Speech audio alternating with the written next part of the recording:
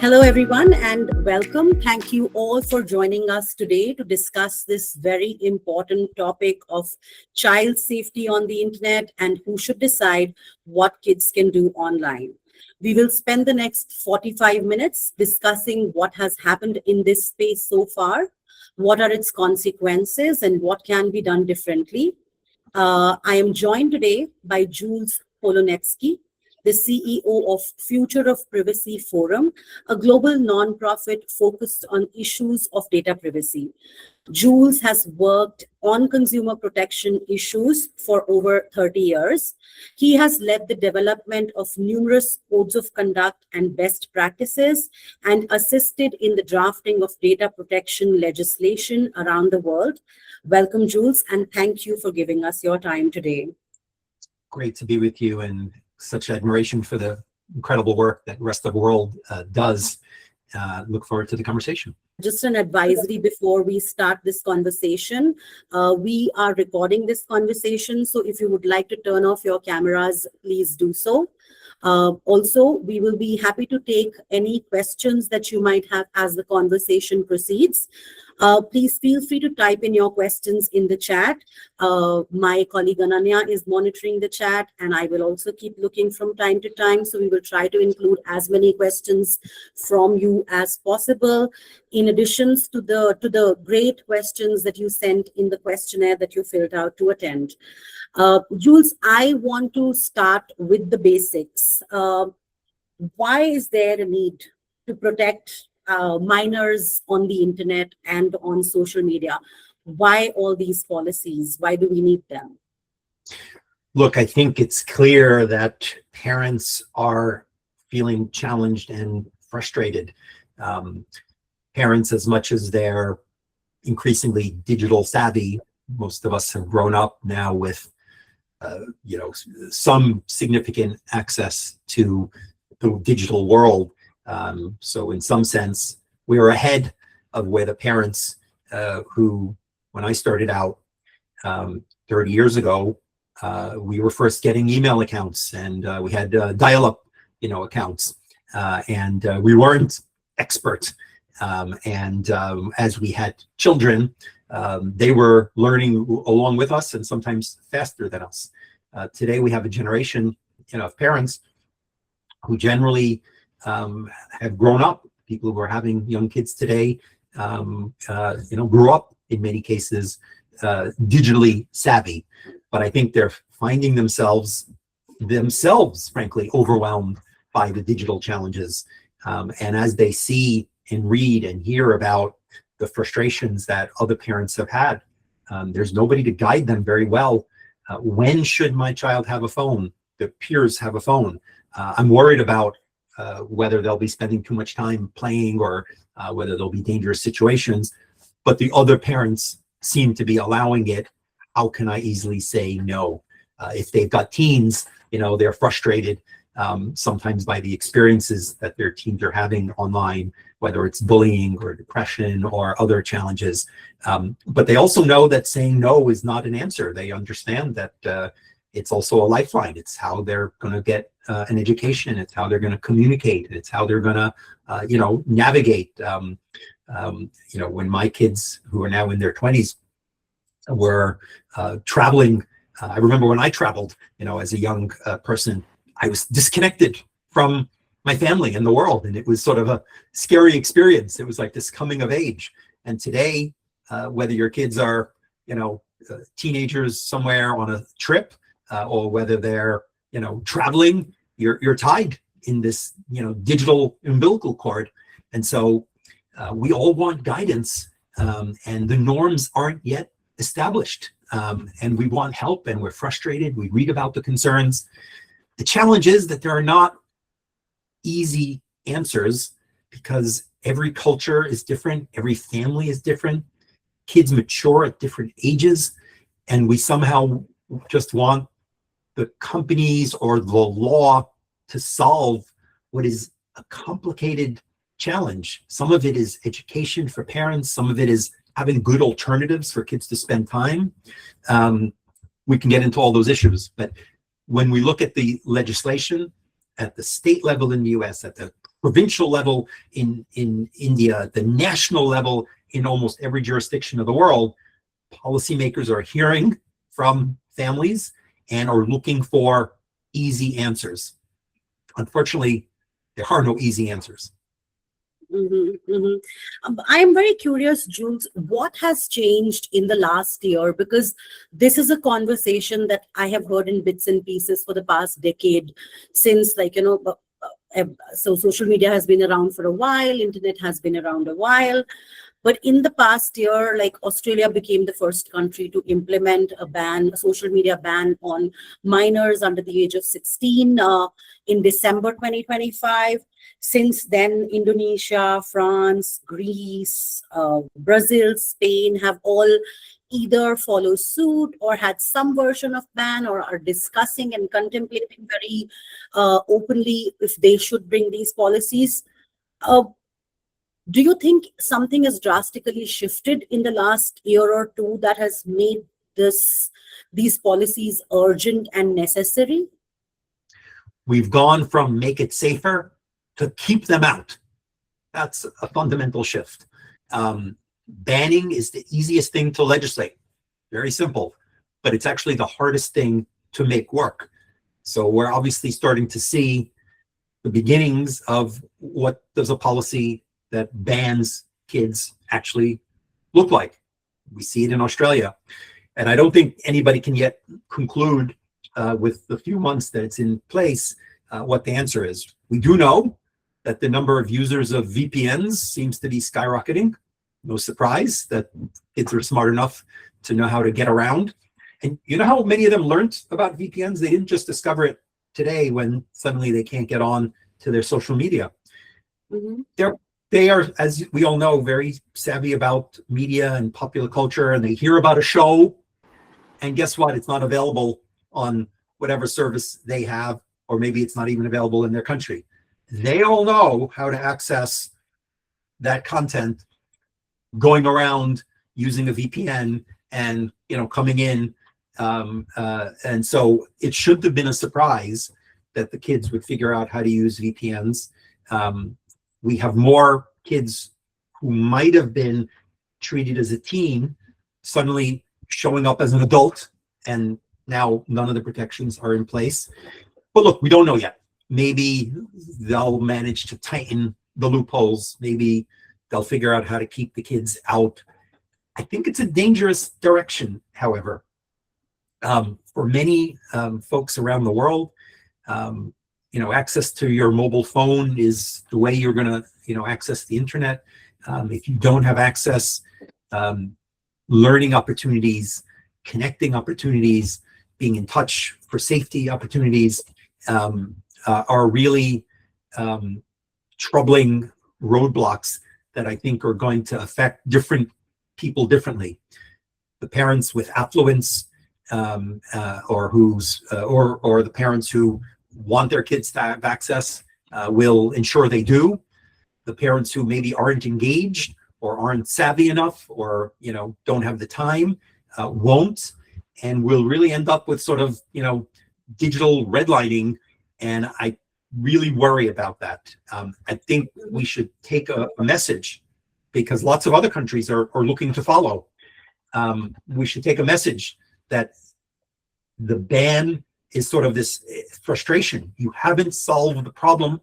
Please solve it for us. And so it should be a wake-up call to, frankly, companies who see these bans coming to double down on their resources and their time and their efforts to really make the options, because everyone has options. They're not perfect, they're not good enough, they're complicated, but to increasingly make these options so easy to use that even the busiest parent, who's shopping at the supermarket and is maybe pushing, a baby in the wagon and checking prices, and then is getting a call from their kid, I need to access this service because I have to do some research for my homework.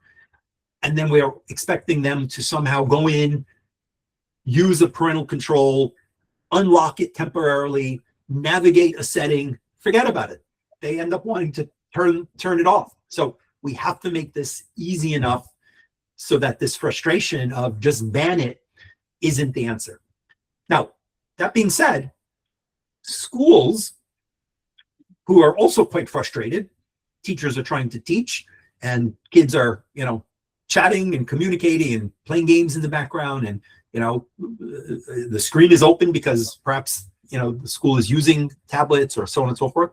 I think schools have been very wise to establish rules where they say, no, put the phone over there. This is, look at your friend, look at your teacher. Your brain is supposed to be fully engaged. Your social activity is supposed to be engaged here. I think that's been a productive tool. Parents deciding when to ban, like, what are you doing sitting at the dinner table? Instead of talking to me or your siblings, why are you on your phone? Well, Dad, you're on your phone. Okay. Parents should, quote unquote, ban so that we can put people into the mode. But I think there's an interesting lesson that comes from what I just said.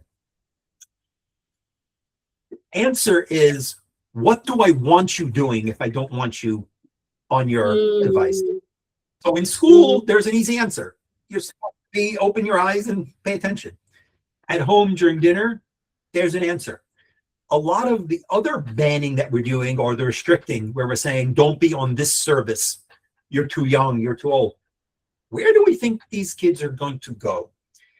I would like policymakers to spend a little bit more time saying, what do I want these kids doing, right? During COVID, we said, well, we have no excuse. Go do what you want online because you have nothing else to do. Okay, what do we want them doing? Where are we spending our resources saying, go here? Where do you go? Do you go to, when I was younger, you met your friends at the mall and this is where you hung out, right? Today, people are going to be worried about that. It doesn't happen as much in some jurisdictions. Where do I want you to go? And it's different in each country, right? Where do I want you to play and to spend time? So let's put some of our resources into where we want them to be. What is the friendly, safe environment that is social or that is learning or that is supervised where we want them, if we don't want them taking the cheap, easy pleasure of spending all that time online? That is so interesting and so fascinating. You touched upon this a little bit in your reply, but I want to go deeper into this, Jules, about protecting kids is age gating. And I ask this not just as a journalist, but also a parent of a 9-year-old.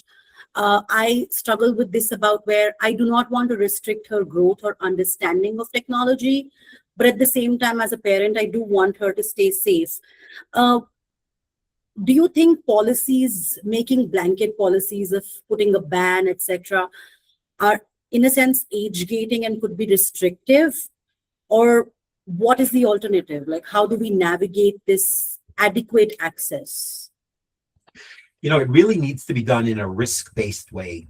Look, there are services that clearly have a very large number of young people and have adults. And we understand that we want to keep those communities separate. So if you're one of the services that kids are using in very substantial numbers, and we know that there are also quite a wide range of adults, there's clearly a need to ensure that those communities are separate and that we aren't going to worry about predators and so on and so forth.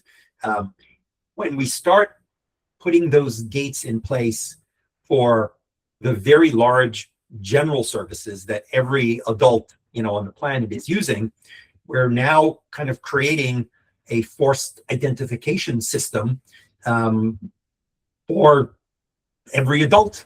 And unfortunately, we live in a world where even in some of the most Western democracies, we've got real concerns about law enforcement and government access to data, and certainly in jurisdictions where the government has sometimes very regular access, or where there are real risks of forcing people who want to criticize and discuss and share their opinions, share embarrassing information. And so mandating an identification system for general services where everybody's looking up information and getting details, I think ends up being such a privacy trade-off that we have to tread very carefully. Now, again, if there's a lot of interaction, if there's a large kids audience, if there are private rooms, taking a risk-based model,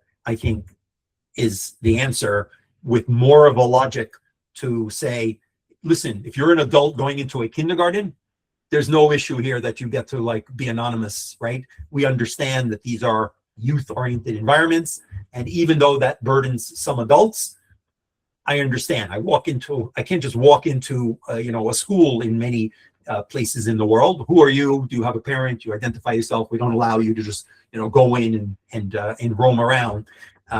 But putting that burden on all adults, especially when there's such a wide variety of availability of IDs, where in some countries not everybody has a hard government-backed ID that can easily be used.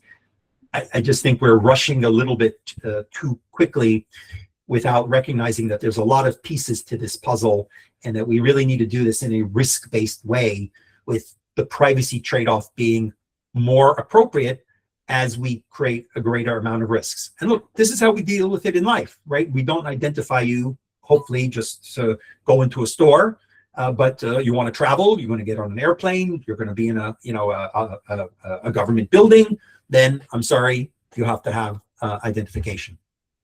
Mm-hmm. Right.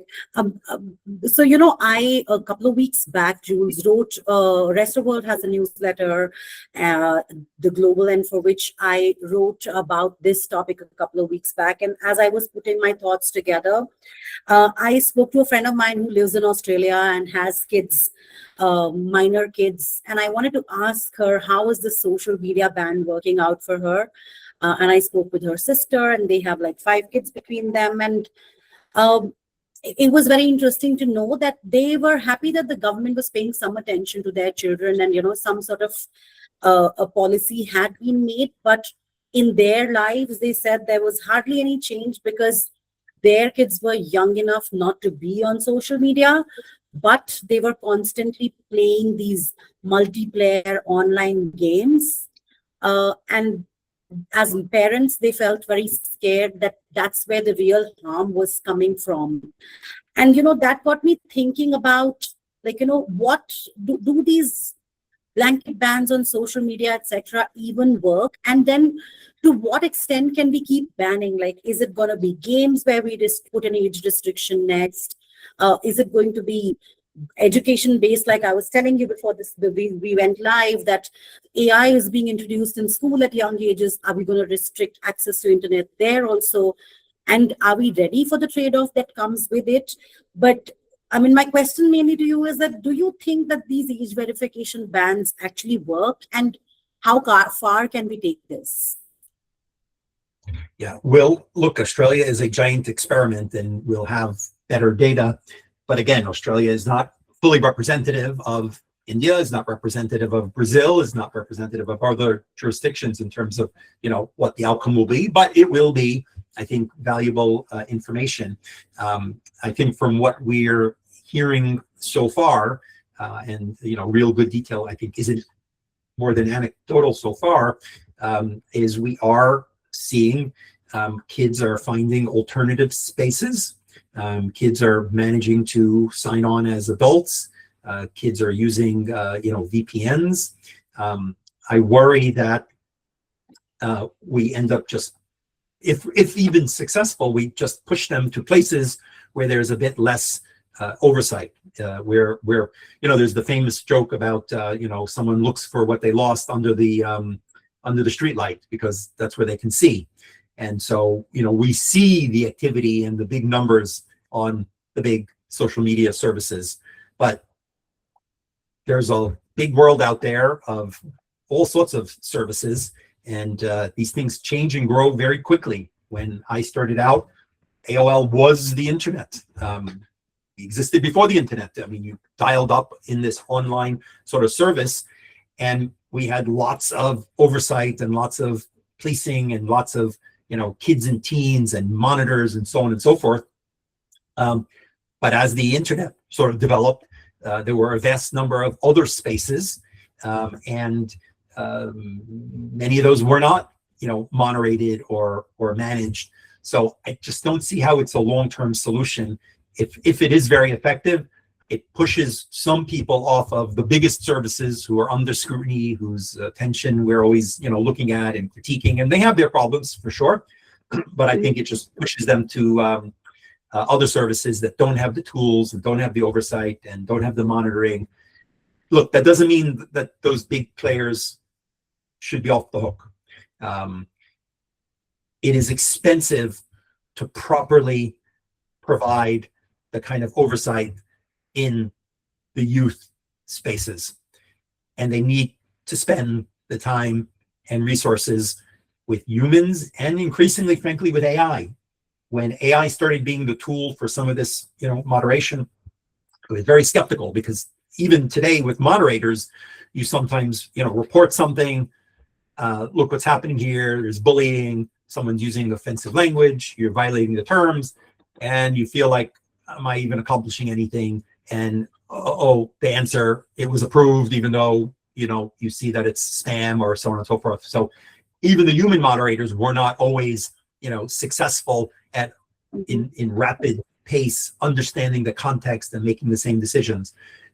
But I've seen a lot of evidence that AI is increasingly able to have a good sense of the context of what is going on. The problem with the human moderators always was, you would report a line or a paragraph. How does the moderator know that this is really inappropriate? Sometimes you have to read the following part, you have to understand what kind of chat room was this happening in, was this appropriate? It's sort of complicated, and you don't have a team of lawyers and judges with multiple experts sitting and saying, okay, we'll allow this sort of thing. And I think it wasn't as perfect. I think AI is going to be a game changer for providing some of the oversight and protection. It'll take a while, but it should allow some of the players to offer better protection at scale than I think they've been able to do for a number of years, where it just required enormous amounts of humans, enormous amounts of people. So this is a positive direction, I think. That's very interesting, your take on AI. You have set me up for the next question that I was going to ask wonderfully. I want to understand, Jules, what do you think is the role of the platforms in all of this? When a government introduces a ban, the government has done its policy, it's made a policy. Hopefully it is well thought through. Parents are doing their bit in making sure the policy is being followed, but also just creating safe spaces like in their house for their kids to do the right thing on the internet. I want to take this conversation a little bit towards platforms. Firstly, my first question is, what have you seen are the consequences for these platforms when these blanket bans come about? And secondly, are we sort of shying away from holding platforms responsible for doing their jobs of keeping all users safe, minors and adults, by just putting the onus on the parents and the minors to stay away from them? Look, here's what I really want platforms to do. And, I see this today, and I saw this, even many years ago. When we were working on parental controls at AOL, and in the beginning, it was sort of simple. Well, just allow this web page or don't allow this web page. And as the internet became huge and all sorts of interactivity, and then we were not only doing it on the web, we were doing it on mobile, we were doing it on all kinds of devices. It became so complicated for anyone to effectively use the tools. And it wasn't because they didn't have a lot of options. The more options, the more complex. I gave the example sort of the parents just sort of turning off the controls because they would be frustrated that it would be blocking too much, or blocking, or that they would just have to constantly be taking the time. We need to make it easy enough. I'll give you an example on the other side. We think about, the youth so much, but we have also a very aging community in lots of parts of the world. I took my elderly father-in-law to get AI glasses because his hearing is really not so great. And we got this whole demonstration of all the things this can do. And I simply wanted to do one thing for him because it's going to get very confusing if it's asking him to take a picture and check his email. He wants one thing: live captioning to support his hearing. And I wanted to do nothing else because otherwise I'm going to be there doing tech support nonstop. And I don't even want to learn how to do it. And I didn't have the time. But that's not possible.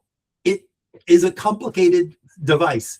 And today, the tools and options, we can't expect even the most tech-savvy parents to somehow be sitting in like an air traffic control booth all day and navigating and controlling and overseeing what their kids do. We need to make at least the vast number of parents who want to be responsible able to do this without a huge burden. And that's where there's really been sort of a failure. We don't have as much of a set of tools on mobile as we did on desktop. And now, kids are working across multiple devices, and we have home routers, and we have the complexity of AI controls. We need to make it, I don't want to call it dummy proof because we're not dummies, but like we're all dummies when we're thinking about other things because we have a life going on and we're trying to put a little bit of our brain power into supporting, our parents. And these have not become simple, easy to use tools. So at the end of the day, I don't want to put it all on the parents.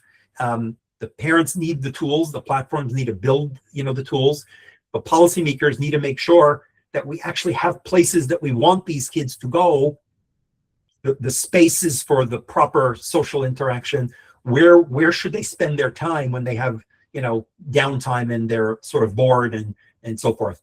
And look, we do have to aggressively enforce and enhance the laws around deception and what's fair and the things that are trying to make it tricky or confusing, for us to share more information. But I hate the notion of a ban because, and frankly, even some of the age assurance, some of the mandates are turn this feature off. So let's talk about AI for a minute.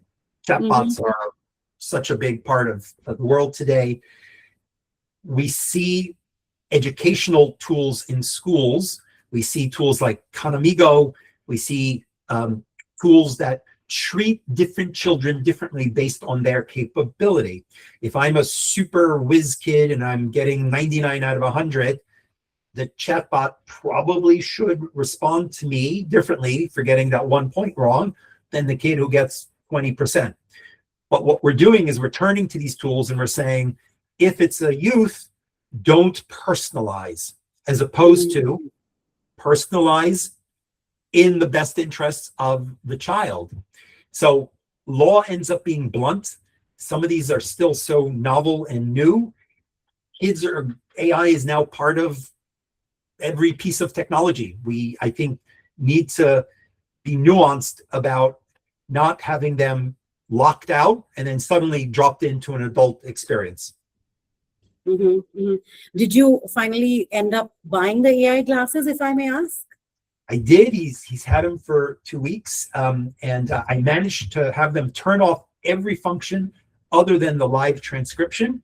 And so far, it has been a real lifesaver.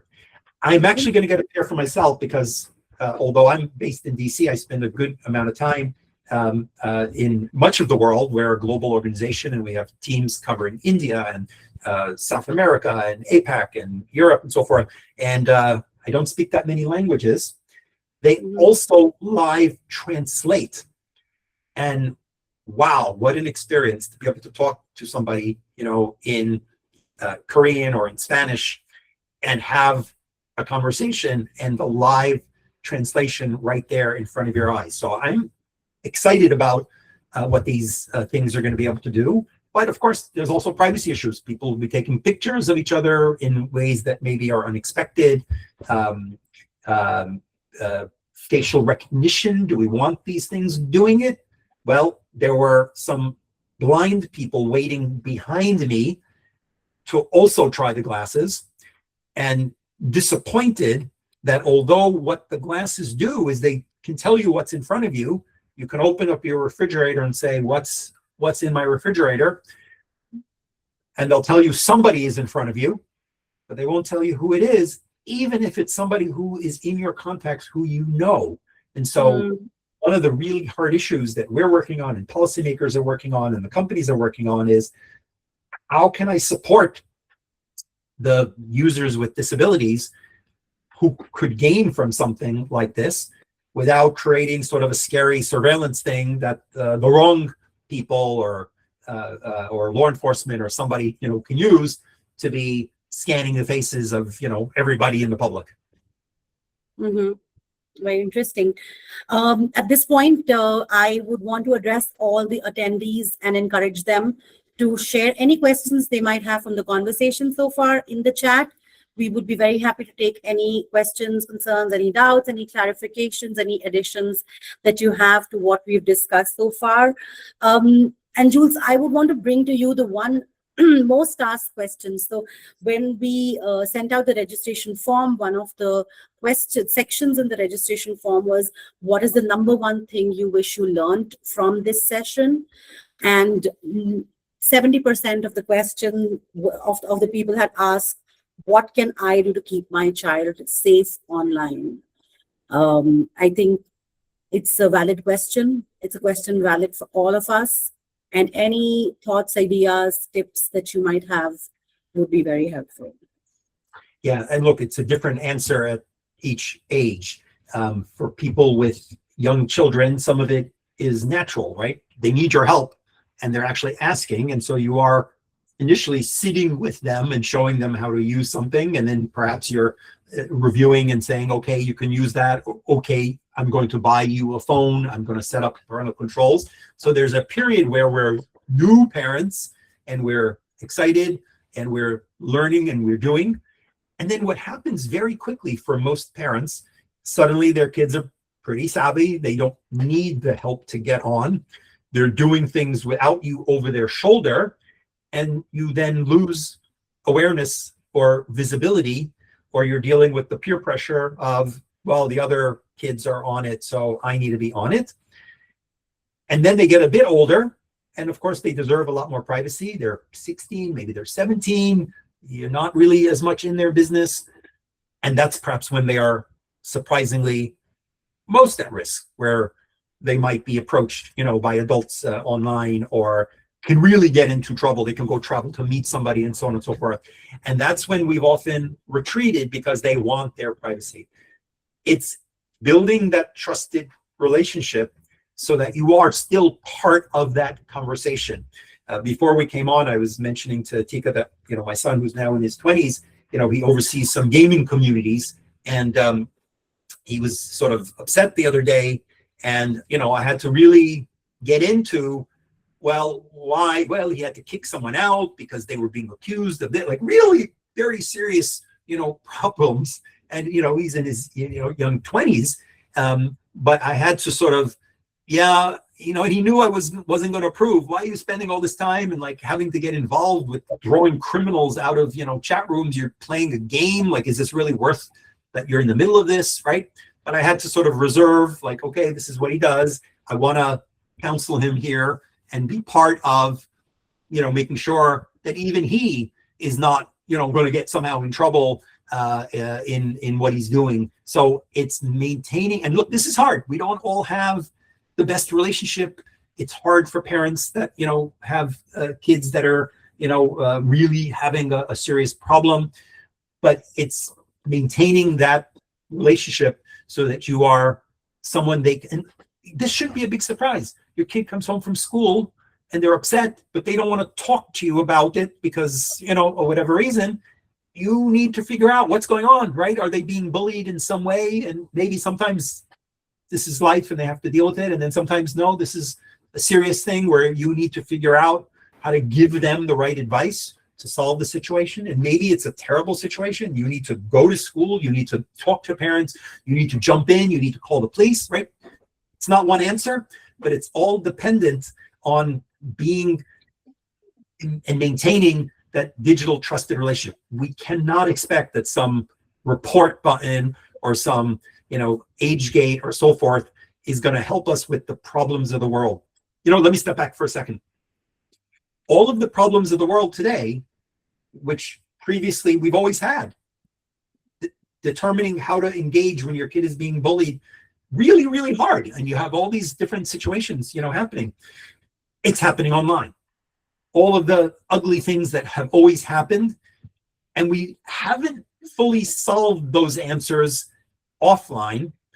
The answer isn't always a digital answer. It's all of us figuring out how to grapple with the ugly parts of life, whether they're in physical or digital or in a youth space that you can see and you're part of.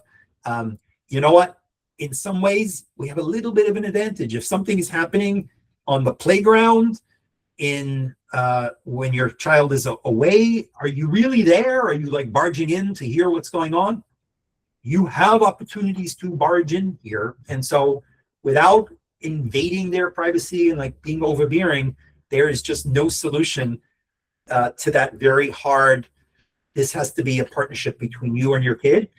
And the platforms need to make it easy for you to be part of that conversation and make the tools for the ages when you really are providing oversight, to make these tools really dummy proof, really busy parents. And again, I'll call myself that dummy. When I'm super busy and I'm doing 100 things, it needs to be so easy that I can do it without having to sit down and become an expert. Very interesting. Thank you so much for those insights. They're very helpful. My last question to you, Jules, on this topic is, can you tell us what is are the policies getting right at this moment? And what are the policies getting wrong? And what is your hope for the future of policy making around children's safety online? Yeah.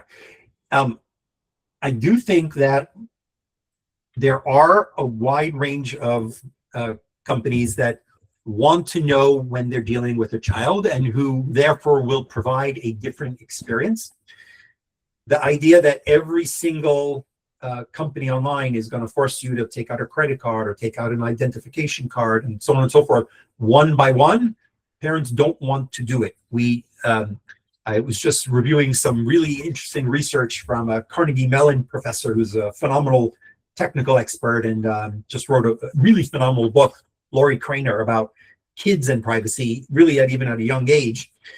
But she also ran an experiment with her students about what parents or people in general who are going to be asked to provide ID and information and so on and so forth, and they don't want to do it. They want it to be easy, and they don't want to have to take out different kinds of identification for every service they use. So to the extent that we are increasingly mandating or making it easy to share age signals, so that if I am a company and I do have your age, the advertisers should know so that they don't target their ads in an intrusive way, making it easier for the app stores and other platforms that have age to share it with other parties.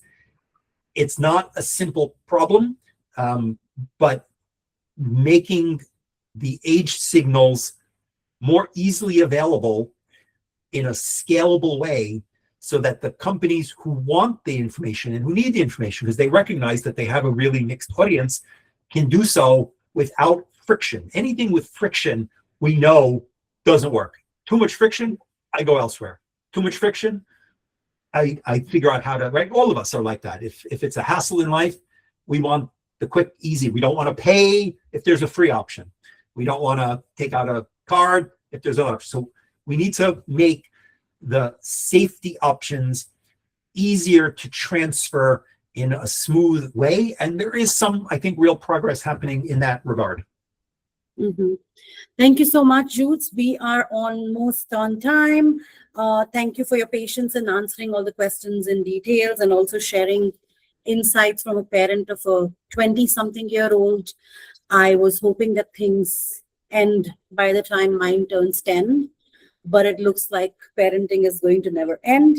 Thank you, everyone who joined us today. A transcript of this interview will be available on restofworld.org soon, and the recording of this interview will also be uploaded on YouTube. Please go and follow the Rest of World YouTube channel. Jules, thank you again for your time, and have a nice weekend. Wonderful. Happy weekend all.